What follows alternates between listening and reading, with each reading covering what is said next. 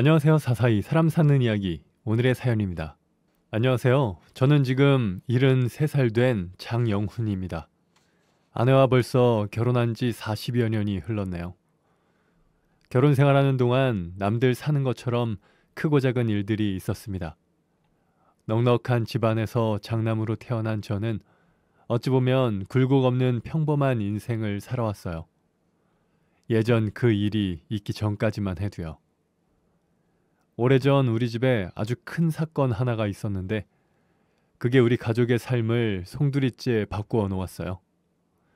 한때는 아내를 엄청나게 원망하기도 했지만 지금 상황을 보면 아내에게 고맙다고 해야 할지 애매합니다. 저와 아내는 선을 봐서 결혼했습니다. 지금은 어떤지 몰라도 제가 젊었을 적에는 연애해서 결혼하기보다는 부모님이 정해주는 사람과 결혼하는 일이 많았어요. 저는 제가 사랑하는 사람이 생기면 결혼하겠다 결심했지만 부모님은 생각이 달랐죠. 특히 아버지가 매우 엄격하신 분이라 아버지의 뜻을 거역할 수가 없었습니다. 반항 한번 제대로 하지 못했죠. 당시 부모님이 골라준 여자는 그 시절에 딸을 대학까지 보낼 정도로 부유한 집의 자식이었죠. 저도 그 여자가 싫은 건 아니었지만 결혼할 만큼 사랑하지는 않았습니다. 어느 정도 연애를 하며 정이라도 만들어 보고 싶었지만 성질 급한 두 집안의 어른들 등살에 못 이겨 빨리 결혼을 하게 되었어요. 처음부터 둘 다 조건을 보고 만나서 결혼 생활에 문제가 있을까 걱정도 했지만 나름 괜찮았습니다. 결혼하고 얼마 뒤 아들 둘을 낳았고 양가 부모님께서 물려주신 땅도 많아서 경제적으로도 별 어려움 없이 풍족하게 살았네요. 서로 뜨거운 사랑은 없었지만 딱히 부딪히는 일도 없어서 부부 사이에 큰 문제는 없었죠. 20년 전 그 일이 생기기 전까진 말이죠. 장성한 아이들이 대학교를 졸업하고 직장에 들어갔을 때쯤 저와 아내는 노후 대비도 하고 자식들의 결혼 자금을 미리 마련해 둘 요량으로 땅을 정리하려고 이리저리 알아보고 있었습니다. 여보, 우리 땅 이번에 정리하려고 했잖아. 그래서 미자도 땅을 산다고 하길래 내가 같이 따라가 봤거든? 근데 같이 다녔던 부동산 중개업자가 아는 것도 많고 사람이 싹싹한 게 괜찮더라고. 우리도 그 사람한테 맡겨보는 건 어때? 그래? 뭐 당신이 괜찮다고 하면 괜찮겠지. 주말에 한번 같이 만나서 이야기나 해보자. 아내는 평소에 재테크에 관심이 많았어요. 가끔 주식도 하고 부동산에 관해서도 혼자 공부하는 걸 알고 있었기 때문에 아내가 그 사람 이야기를 했을 때 별 걱정 없이 만나자고 했습니다. 게다가 미자 씨는 같은 동네에서 오랫동안 알아온 아내의 친구라서 우리 가족과 식사를 한 적도 많았기에 더욱 믿을 만하다고 생각했죠. 아내가 그 말을 하고 얼마 뒤 시간을 내서 부동산 중개업자와 만나게 되었습니다. 그런데 토지 전문 중개사라는 사람이 생각 외로 젊은 사람이더군요. 나이가 지긋한 아저씨일 줄 알았는데 30대 초반밖에 안 되어 보이는 젊은 남자였죠. 나이로 사람을 판단해서는 안 되는 거지만 우리 부부의 전 재산을 정리하려고 하는 것이라 경험이 적은 사람한테 맡기는 게 신경 쓰였습니다. 우선 저희가 이쪽에 가지고 있는 땅이 있는데 임자가 있을까요? 저희가 가지고 있는 땅이 흩어져 있어서 이번에 정리 좀 하려고 하거든요. 아내는 제 마음을 아는지 모르는지 그 사람한테 저희가 가지고 있는 땅의 정보를 알려주더라고요. 그 사람은 전화도 걸고 이런저런 자료를 찾아보더니 평당 얼마 정도일 것 같다고 말을 했죠. 그런데 저희가 다른 곳에서 들은 것보다 1.5배는 더 높게 부르더군요. 저희가 깜짝 놀라니까 이쪽이 요즘 좋은 소식이 있어요. 그래서 몇 년 사이에 평당 금액이 많이 올랐죠. 하더군요.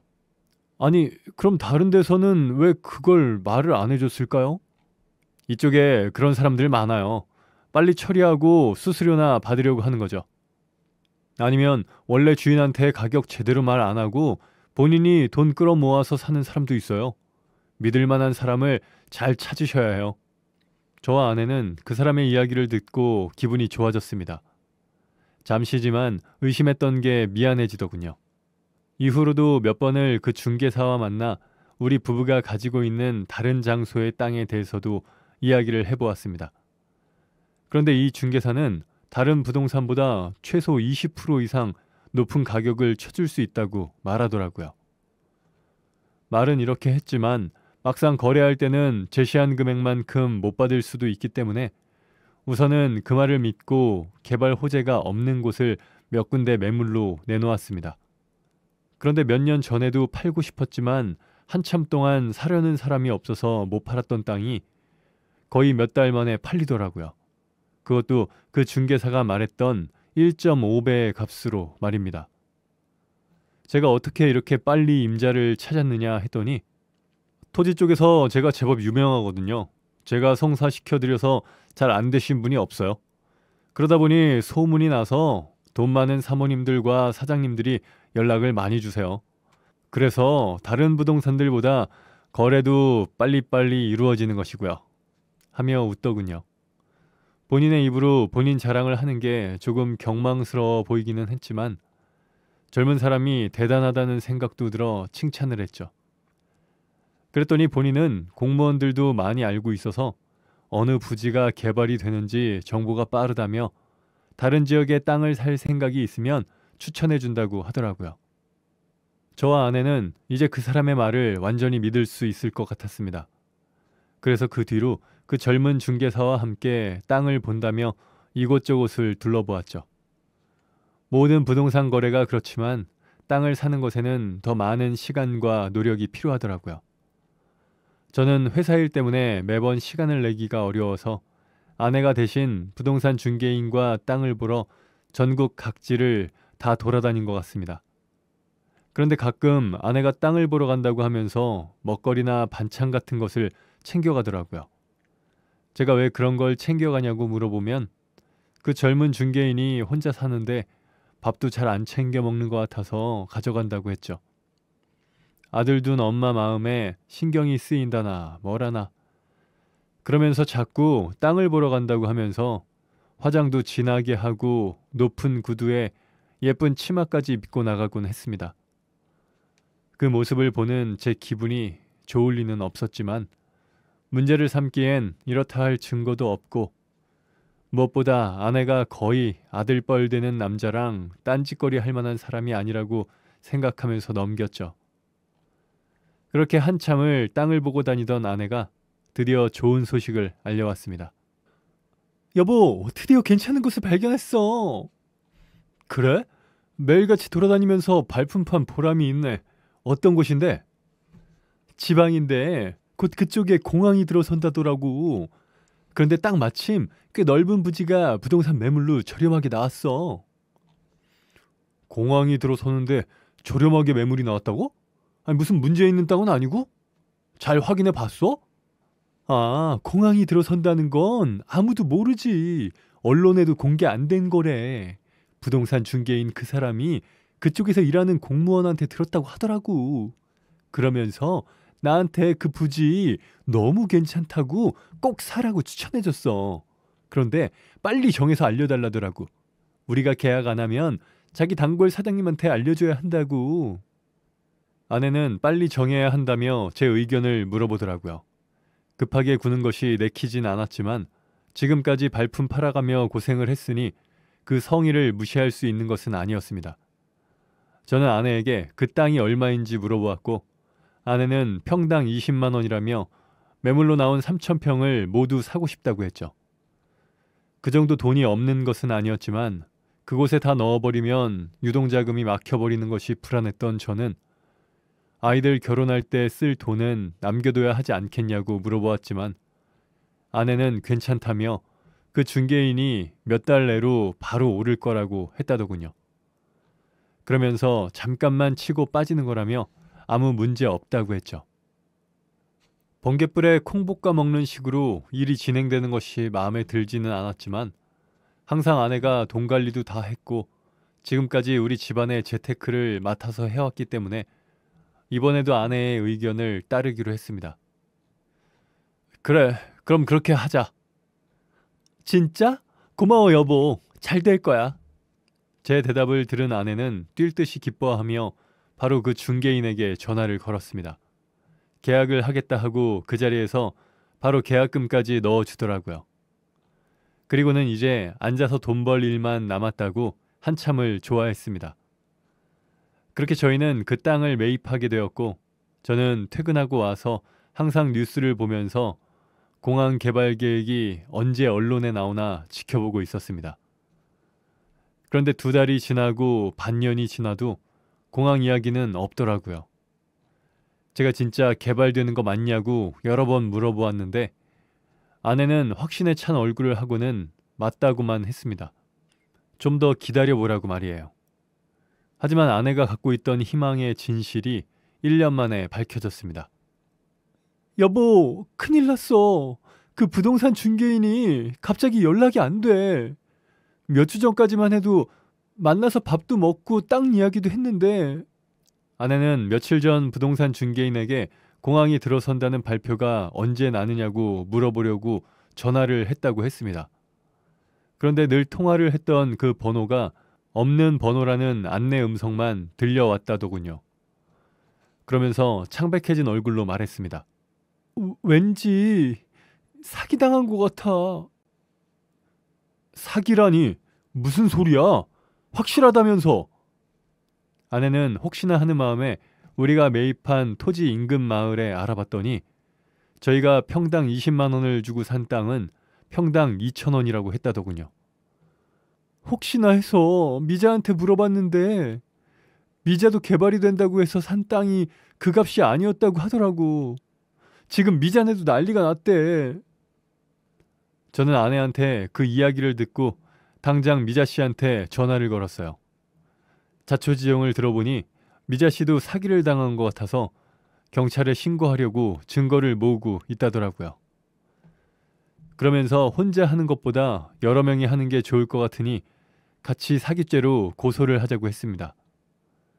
저는 알겠다고 말한 뒤 아내에게 매매계약서와 통장 이체 내역을 프린트해서 가져오라고 했어요. 그리고 부동산 중개인과 연락한 문자 메시지도 다 보여달라고 말했습니다. 그랬더니 아내가 갑자기 새파랗게 질리면서 안 된다고 당황하더라고요. 저는 경찰에 사기당한 증거를 다 제출해야 하는데 무슨 소리냐고 아내에게 화를 냈죠. 하지만 아내는 요지부동이었습니다. 결국 억지로 아내 핸드폰을 뺏어서 그놈과 연락한 것들을 열어보는데 그 순간 뒷목을 잡고 쓰러질 뻔했습니다. 누님, 자기 그래가면서 다정한 말들을 주고받았더라고요.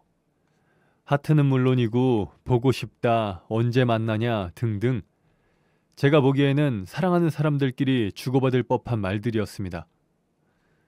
아내는 메시지를 읽고 있는 저의 표정을 보더니 그런 사이는 아니었다며 오해하지 말라고 하더군요. 오해? 그럼 처음에 휴대폰을 보여주지 않으려고 한 이유가 뭐야? 당신이 이상하게 생각할까봐 그랬어. 정말 아무 사이도 아니었다고. 아무 사이도 아닌데 보고 싶고 언제 만나고 그런 말을 해? 그제서야 아내는 무릎을 꿇고 잘못했다고 싹싹 빌더라고요. 처음부터 사기치려고 접근한 것 같아. 미자하고도 비슷한 대화를 했대. 그게 그놈 수법인 것 같아. 잘못했어. 미안해. 그런데 정말 이상한 짓은 안 했어.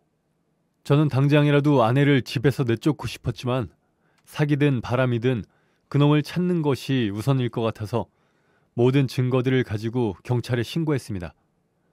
그런데 알고 보니 그놈은 이미 사기 전과가 있는 놈이더라고요. 심지어 예전에도 부동산 사기로 교도소에 수감된 전적이 있는 놈이었습니다. 우리는 우리가 할 수 있는 모든 것을 했지만 사기치는 게 몸에 배어있는 놈이라 그런지 경찰이 다방면으로 수사를 했는데도 그놈은 잡히지 않았죠. 그 뒤로 저는 아내와 이혼을 하느니 많이 했지만 아직 아이들이 결혼도 하지 않았던 터라 선뜻 이혼하기 어려웠습니다. 아내는 우리가 서로 사랑해서 결혼한 것도 아니었지만 결혼 내내 저의 무관심에 너무 외로웠다고 울면서 말하더라고요. 자기를 그저 집안일하는 사람 내지는 아이들 엄마로만 봤지 언제 여자로 대해준 적이 있냐고 하면서 말입니다. 그렇다고 다른 남자에게 마음을 준 것이 정당화가 되는 것은 아니었지만 타인의 약한 부분을 파고드는 것이 사기꾼들의 전형적인 수법이라는 것은 저도 알고 있었고 아내의 약한 부분은 어쩌면 제가 만든 것일 수도 있겠다는 생각이 들었죠. 어찌 보면 구차한 변명일 수도 있었지만 곰곰이 생각해보니 아내의 말이 맞더라고요. 저는 단 한 번도 아내에게 다정한 남편이었던 적이 없었습니다. 아직 결혼을 하지 않은 아이들의 미래와 아내의 행동에 제 잘못도 있다는 생각을 한 저는 아내를 용서할 수밖에 없었죠. 그렇게 한바탕 풍파가 지나가고 우리 부부는 다시 예전처럼 지냈지만 사기로 산 땅을 다시 팔지도 못하고 그냥 가지고 있을 수밖에 없었습니다. 땅을 판 돈으로 아이들 결혼할 때 집이라도 사주려고 했는데 자식들 결혼할 때쯤 팔려고 보니 손해가 막심해서 그럴 수도 없겠더라고요.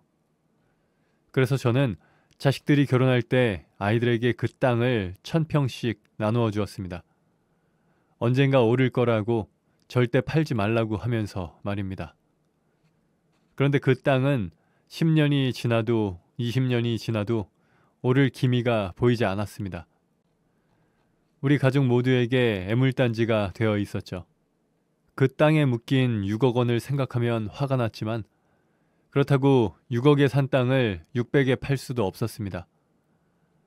그러던 얼마 전 이제 50이 다 된 아들놈에게 전화가 왔더라고요. 아버지, 어떤 사람이 그 땅을 사겠다는데 팔까요? 평당 10,000원까지 쳐준대요. 시세보다 2배는 높은 금액이에요. 저는 깜짝 놀라서 사기꾼 아니냐고 절대 그 사람 말을 믿지 말라고 했습니다. 그리고 우리가 평당 20만 원을 주고 샀는데 10,000원이면 훨씬 손해라고 절대 팔지 말라고 했습니다. 그런데 아들놈은 필요 없는 땅이라서 팔고 싶었는지 제 말은 듣지 않고 전화를 한 부동산 중개인을 만나고 저를 찾아왔습니다. 아버지, 제가 이 땅이 명의는 내 것이지만 아버지께 물려받은 땅이라 아버지 허락 없이 못 판다고 했거든요. 그런데도 자꾸 팔라고 해서 아버지가 의심이 많으셔서 땅을 팔지 말라고 한다고 말했더니 이쪽에서는 제법 유명한 사람이래요. 요즘 개인 방송하는 곳에 좋은 땅 보는 방법 찍어서 올리기도 한다고요.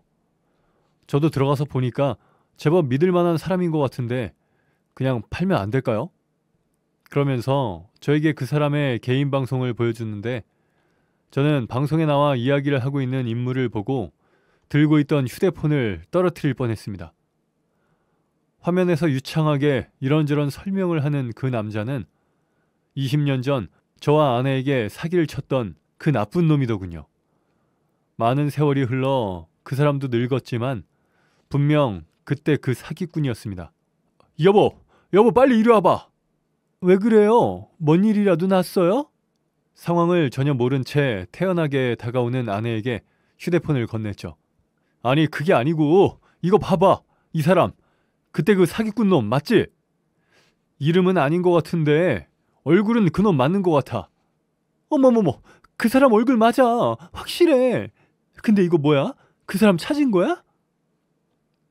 아내 역시 아들이 보여준 영상을 보고 저희한테 사기친 그 부동산 중개인이 확실하다고 말했습니다. 아니 이 새끼가 승재한테 전화했더라고. 우리 승재한테 물려준 땅 시세에 2배를 쳐줄 테니까 팔라고 했대. 아마 우리가 사기당해서 산 땅을 다른 사람한테 판 줄 알고 접근한 것 같아. 아들인지 모르고 말이야. 아들은 가만히 앉아 아내와 제가 주고받는 대화를 들으며 상황 파악을 하려는 것 같더군요.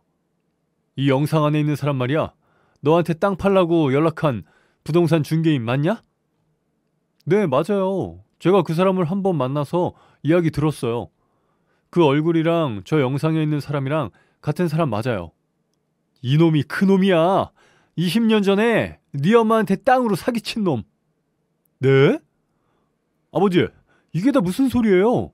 알아듣게 설명을 해주세요. 저는 놀란 아들에게 20년 전에 사기친 놈이라고 말을 했습니다. 그리고 당장 경찰에 신고해야겠다고 말했더니 아들이 이미 저희 부부가 사기당한 건 시간이 너무 오래되어서 공소시효가 지나 그놈을 찾는다고 해도 잡을 수는 없다고 하더라고요. 그러면서 우선 자기가 땅을 팔 것처럼 이 사람이랑 계속 연락을 할 테니 어떻게 할지 한번 생각해 보자고 했습니다. 하지만 이대로 기다릴 수가 없었던 우리 부부는 다음날 혹시나 하는 마음에 경찰서로 달려갔습니다. 그리고 경찰에게 우리 이야기를 해주었죠. 아버님, 어머님 죄송하지만 아드님 말씀대로 공소시효가 지나서 그때 사기죄로 넣긴 힘들어요. 그런데 사기 전과가 있었다고 하니 계속 사기를 치고 다녔을 가능성이 높아요. 제가 한번 알아보고 연락드리겠습니다. 저희는 공소시효가 지났다는 말을 듣고 하는 수 없이 집으로 돌아왔습니다. 아들에게 경찰서에 다녀온 이야기를 했더니 정확한 사건이 없는 이상 경찰에서도 할 수 있는 일은 없을 거라고 했죠. 그 말에 김이 새어버렸네요.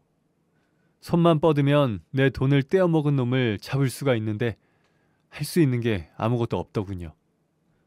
그런데 며칠 뒤 갑자기 경찰서에서 연락이 왔어요. 안녕하세요. 며칠 전 경찰서에서 부동산 기획 사기건으로 문의 남기신 장영훈님 맞으시죠? 혹시 그때 말하신 사람 소재 파악할 수 있을까요? 저희의 이야기를 들어준 경찰이 갑자기 그 사기꾼에 대해서 물어보더라고요. 그러면서 저희가 다녀간 뒤 혹시나 하는 마음에 조사를 해봤는데 몇 년 전에도 기획부동산 사기로 신고가 들어온 게 있어서 지금 수배자 목록에 올라와 있다고 하더라고요. 그러면서 저희 부부한테 사기친 걸로는 감옥에 갈 수는 없겠지만 지금 잡으면 다른 사람에게 사기친 것 때문에 감옥에 보낼 수 있다며 협조해달라고 했습니다. 그런 협조라면 100번이고 1000번이고 해야죠. 아들은 경찰의 요청에 따라 사기꾼에게 땅을 팔 거라고 만나자고 약속을 잡았고 그 장소에 경찰이 출동해서 사기꾼을 잡기로 했습니다. 그놈은 이번엔 제 아들에게 사기를 칠 생각이었는지 신난 얼굴로 나왔다가 경찰에 붙잡히고 말았죠. 그렇게 그놈은 다시 감방에 들어갔습니다. 저는 아들에게 또 사기를 치려 했을 그놈에게 괘씸한 마음이 들었습니다. 그놈에게 따져 묻고 싶었지만 그놈과 직접 만날 수는 없던 저는 담당 경찰에게 대체 자기가 사기쳐서 판 땅을 왜 20년이 지나서 다시 사러 나타난 건지 좀 물어봐 달라고 했죠. 사실 그 과정에서 아들에게 사기를 치려 한 것이 드러나길 바라는 마음이었어요. 그런데 며칠 뒤 연락을 준 경찰이 황당한 말을 하더군요. 저와 아내가 20년 전에 산 그 땅이 곧 개발될 거라는 이야기를 들어서 그 땅을 다시 사려고 한 것이라 했다네요. 저희 아들에게는 사기치려고 한 것은 아니라는 주장을 하기 위해 꾸며낸 것이었죠.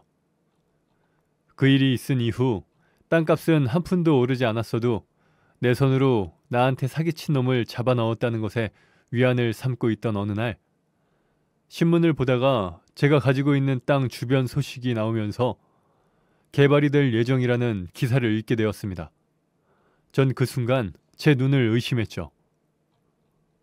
정말 이 지역이 개발된다는 건가? 설마 그때 그 사기꾼 말이 진짜였어? 온갖 생각으로 머릿속이 복잡해졌고 일단 아내에게 말하지 않고 지켜봤습니다. 그런데 정말 그 기사가 나온 뒤로 갑자기 땅값이 치솟으면서 저희가 산 값의 몇십 배로 훌쩍 뛰더군요. 소위 말해서 20년 만에 대박이 난 겁니다. 저희는 그 땅값이 어느 정도 오른 후에 자식들과 상의하여 저희 몫의 땅을 팔았습니다. 아들놈들은 계속 가지고 있으면 더 오를 것 같다고 좀 더 있다가 판다더라고요. 그리고 우리 부부가 남은 생 동안 돈 걱정 없이 살 수 있는 금액을 손에 쥐게 되었죠. 우리 부부는 얼마 전 그 돈으로 공기 좋은 곳에 주택을 지어서 이사를 할 수 있었죠. 넓은 마당이 있는 전원주택이 제 오랜 로망이었거든요. 하지만 아내가 관리하기 힘들다고 만류해서 적당한 크기로 타협을 볼 수밖에 없었네요. 그리고 지금은 아내도 저도 두 다리 쭉 뻗고 살고 있습니다. 사실 20년 동안 부동산 뉴스만 보면 아내가 사기당한 것 때문에 가슴이 답답했는데 아이러니하게 그 사기 덕분에 편안히 노후를 맞이할 수 있게 되었네요. 아내에게 고맙다고 해야 할지 참 아이러니한 상황입니다. 이러니 저러니 해도 요즘 제 기분은 아주 좋아요. 그 이후로 아내와 저는 충분히 상의를 하며 재테크를 하고 있습니다. 그것이 잘 되든 잘못되든 아내나 저 혼자만의 탓이 안 되도록 말이죠. 지금은 아내와 20년 전 그 일을 이야기하며 웃을 수도 있네요.